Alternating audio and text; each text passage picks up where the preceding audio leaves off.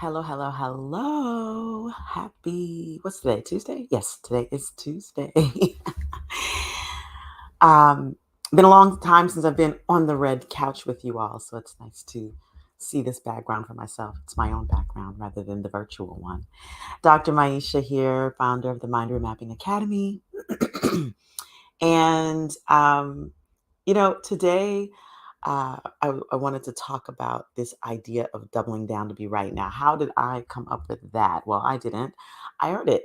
I actually was listening to a podcast, and the term was used in a different capacity, and it made me think about how we do this in life. And so, what do I mean when I say doubling down to be right? Well, sometimes we can be speaking or acting or going about our lives in a particular way, and we know it's the wrong path. We know that maybe what we're saying is not accurate or not the right thing to say or harmful. And in certain cases, we will double down just to be right, even when the evidence points in the opposite direction, even when we know that the thing that we're doing is not useful, right? And it can be detrimental. Hey, Dr. Ken, I see you. It can be detrimental. So I want to talk a little bit about what that looks like, number one, but also why it is that we do that. Like, why do we double down to be right? So, doubling down is like, it could look like jumping to conclusions and realizing that you're wrong. But you justify your reaction, behavior, response, or you just continue defending your position with when everything points to that what you're doing is going to be detrimental either to yourself or to others. It's like if someone tells a person, there's this very dangerous and contagious virus that we're experiencing that could be coming in your direction. And you might want to warn people about it. And the person says, oh, no, no, no, we'll be fine. This is not going to impact us. And the other person warns, no, no, we're experiencing a lot of tragedy here. A lot of people are getting really, really sick. And this other person says, oh, no, no, no, it's just a little cold. It's just a little thing. And then suddenly, this very contagious and dangerous virus comes over into our territory, or this person's territory, and people are impacted, devastatingly so, even in this person's social circle. But yet, this person says, "Oh, no, no, it's just a little virus. It'll go away on its own. We don't need to do anything. It's not that bad." And even if as the entire world is, that's right, even if the entire world is shutting down and it now there's this pandemic, the person is saying, oh, no, no, no, it's still not that bad. We've got it under control. Doubling down to be right. Now, um, and Dr. Ken says confirmation bias, absolutely, denial, absolutely. And so this is something that is actually cultural. This is something that is ingrained in our culture, and um, it has a personal impact as well.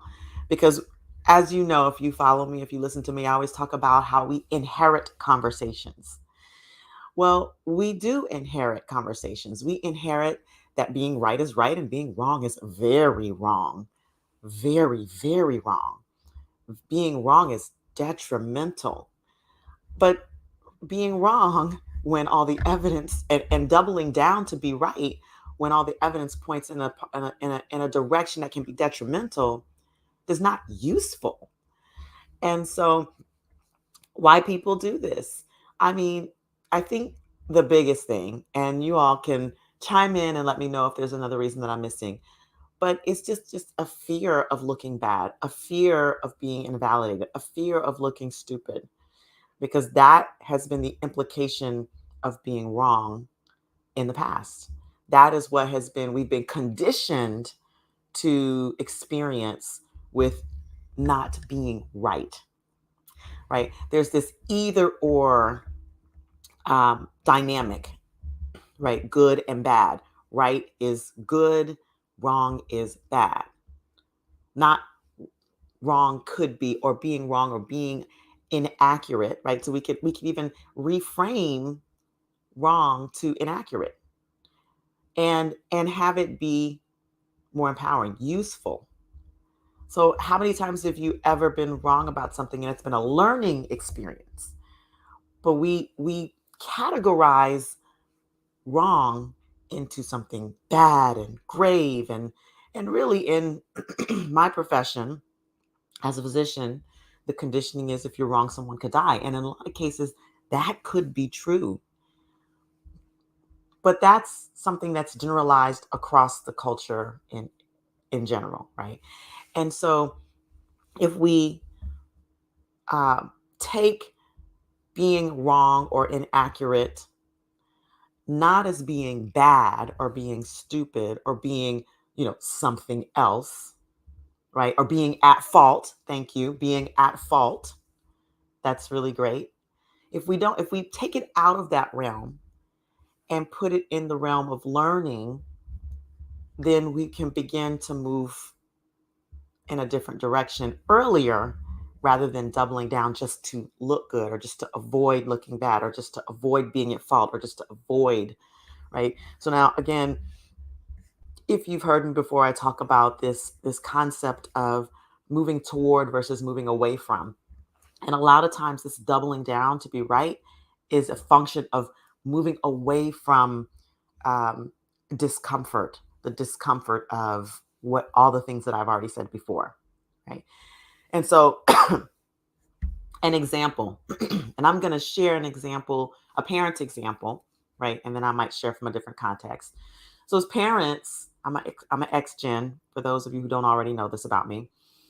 Um, for parents, we often double down to be right. So sometimes when, let's say, your kid is their behavior is irritable, or they're whining, or they're tugging, and instead of and perhaps you snap at this child, so perhaps you're getting irritable, and perhaps you scold this child in some way, then realizing that there was an actual valid reason for that. Now, be honest, how many people have actually done this before, right? And then um instead of acknowledging, now I know that there are a lot of parents who do acknowledge, but I know I grew up in an era where parents don't apologize. We don't apologize as parents. That was sort of the way I grew up. Now I've definitely made it a point to shift that narrative. But there's a valid reason for it. Maybe the kid is hungry. Maybe they're in pain. Maybe there's really something valid that's going on. But doubling down to be right looks like, well, you should have, if you were feeling this way, you should have done this, or if you were, you should have used your words, or if you should have, or because I'm the parent. That's sort of doubling down to be right. Because far be it from a parent to have to apologize to a child. So that's a whole narrative and a dynamic. That's a whole other live that we can go into, right? Toxic parenting. And then we also have to give ourselves grace when it does happen. But the key is being willing to acknowledge when there's an error. Another thing is jumping to conclusions about people, jumping to conclusions about situations, and then finding out that you're wrong. To be right, to double down to be right would be to deny, to be defensive, to defend the behavior. Maybe it's a harmful or an inappropriate comment or a behavior or an overreaction that was harmful. And doubling down to be right would be digging your foot in when there's absolutely no premise to do that. Like it's evident, it's clear that say a behavior was inappropriate or an argument was invalid. It's like for how long people believed the world was flat, even when it was proven that it was round or we're a globe. Right? So that's doubling down to be right. But that can be detrimental. It could take us down, it could take you down a rabbit hole. Like what are you willing to sacrifice to be right? What are you willing to Are you willing to sacrifice relationships? Are you willing to sacrifice your company? Are you willing to sacrifice um, your livelihood or life to be right? You have to ask yourself this question. Because this is the rabbit hole. This is a very dangerous rabbit hole to go down. So then how do we begin to pull back from that?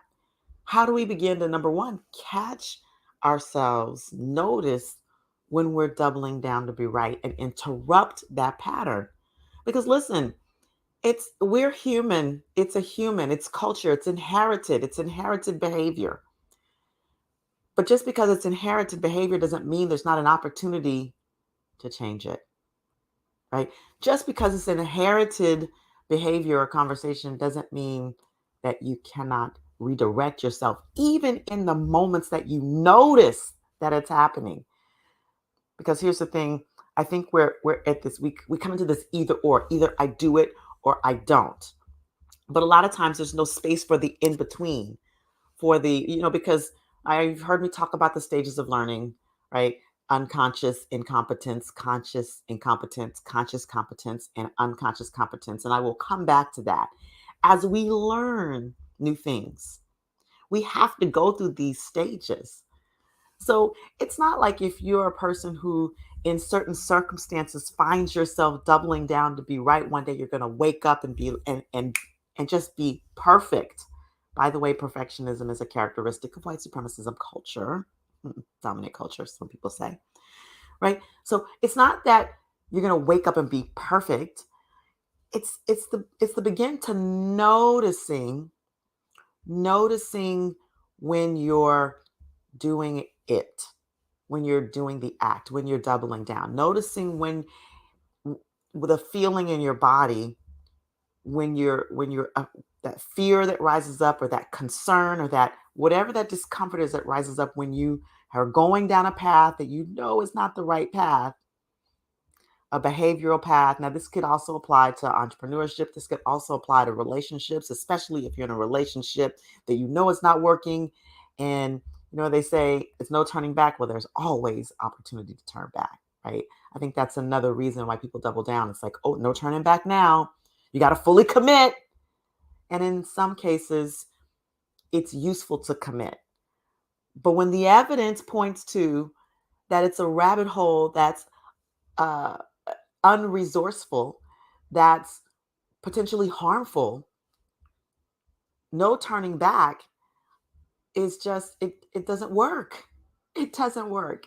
So as we're noticing situations or circumstances or conversations where we're falling into that rabbit hole of doubling down to be right, to notice it, you can literally interrupt that pattern. Like, nope, you know what? I see where this is going. I see where this is going in, and your body, your internal, sensations in your body may scream, "No, keep going, commit," because of that whole fear of looking bad, or fear of being at fault, or fear of being blamed. Whatever that past trauma is that conditioned you to believe that if you're inaccurate about something, you're bad. Whatever that inherited conversation is, it's going to show up in that initial noticing, and you are going to have to then manage and understand that that is just a bodily sensation. And if you're really committed to not letting yourself dig your way deeper into the inaccuracies, then you have to interrupt it, name it, acknowledge it, and redirect yourself. Now, sometimes the redirection is to silence and listen to another person's perspective. Sometimes it's taking a step back from whatever actions that you're taking that are leading you down a road that was going to be detrimental, and looking at, well, what's really important to you? Don't I always come back to that conversation of values? I always do, don't I? Right? Because it's the motivating factor for everything that we do. Is it more important to be right? There's a saying, would you rather be right or would you rather be happy? But is it more important to be right? Or is it more important to have peace of mind and have your life work? Right?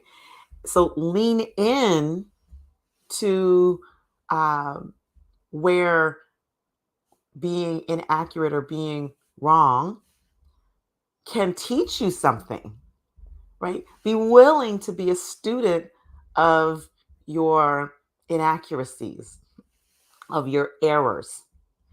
And I think part of the learning would be not to make those mean so much. I think sometimes we make them mean something about ourselves that it actually doesn't mean, right? When we're wrong, what do you make that mean about yourself? So, as you begin to now notice as you go about your day, when you're done, and it could be very subtle because you know these things are very subtle. Like this is subconscious stuff that happens. This is all things that are happening subconsciously. But the goal is to bring the unconscious to conscious so that you can interrupt the old patterns. Now, I'm talking about doubling down to be right, but you could do this with anything. You could do this with any unresourceful behavior. This is what I teach, right? When you begin to notice your unresourceful behaviors, right? Right now we're talking about the cost of righteousness, the cost of leaning into I got to be right all the time, even when the evidence says the opposite. And you look at, well, what is it costing me to be going down this path? But you can apply this anywhere. What is it costing you? What is important to you? What is most important to you? To be right, or to have, or to learn, or to grow, or to expand, or to have peace of mind, or to have love and affinity and connection, right? Because doubling down to be right can also create alienation, create an isolation, right? Division. I mean, look how much division this doubling down to be right has caused in our country, and not just our country, around the world. In an organization, leaders who cannot and will not and refuse to learn from their own inaccuracies, or even look and explore where certain things that they're saying or doing may not be the most useful. So they double down on their actions just to, because they're in a position of leadership and they don't want to look bad, right? What does that do to an organization? Does it create a sense of psychological emotional safety? I bet not. Does it allow for creativity and expansion? I bet not. Family organizations. Now I say family organizations, I mean families, Families are organizations, they're communities. Communities. Communities that, where can we learn to grow and expand by examining where our perceptions may be a little inaccurate, where some of the behaviors may be unresourceful or not useful anymore. So, I think I've beat this horse. I think I have carried this point enough, right? I think I've carried this point long enough, and you get what I'm saying. So now my invitation to you is to really start listening to yourself. Now, isn't that's like an ongoing invitation? I feel like if I were to go back and listen to my lives and my podcast, it would be a running theme. Listen to yourself. Listen to the words that are coming out of your mouth, right? My invitation to you is to listen to yourself. Observe yourself. Observe the roads that you're going down. And observe whether these paths are useful. And one of the ways you could potentially, what's the word? One of the ways that you could begin to uncover whether or not something is useful is to connect it to your What do you feel? How are you feeling? How does this make you feel kinesthetically? We have more connection to our intuition than we realize. But a lot of times we've been trained to ignore that, ignore your intuition, right? Just keep going, just keep commit. So intuitively, you know if the path is the right path or not. And if you're deeply disconnected from your intuition, well, that's some of the work that I do is starting sifting through the noise, sifting through the unconscious noise that has you be disconnected from that internal guidance system. But I think that, I should say, it is very important that we begin to reconnect with our internal guidance system to be able to determine whether what we're doing is useful or not. Is it useful in our lives? How is it useful? What is the impact of in all areas of lives or the path that we're going down, the things that we're saying? So I invite you to inventory your life and listen to yourself and look at where are you doubling down to be right? Where are you stifling your own uh, expansion and growth just to prove something to someone else? Ouch, right? Where are you doing that in your life? And what are you willing to do to change the narrative? Sometimes we notice things and then what? And then what?